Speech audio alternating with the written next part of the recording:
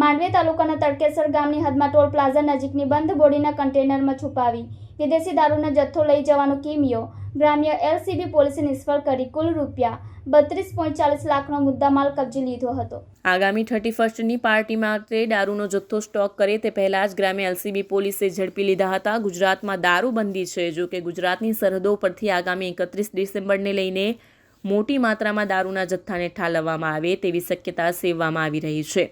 ત્યારે સુરત જિલ્લા પોલીસ વડાએ ગ્રામ્ય એલસીબી પોલીસને ખાસ નિર્દેશ કર્યા હતા, જેમાં દારૂબંધીનો સખત રીતે પાલન કરવા અંગેના પગલાં લેવા સૂચન કર્યા હતા। ત્યારે આગામી 31ની પાર્ટી માટે દારૂનો જથ્થો સ્ટોક કરે તે પહેલાં જ માંડવી તાલુકાના તડકેશ્વર ગામની હદમાં ટોલ પ્લાઝા નજીકથી બંધ બોડીના કન્ટેનરમાં છુપાવી વિદેશી દારૂનો જથ્થો લઈ જવાનો કિમિયો ગ્રામ્ય એલસીબી પોલીસે નિષ્ફળ કરી કુલ રૂપિયા 32.40 લાખનો મુદ્દામાલ કબજે કરી લીધો હતો।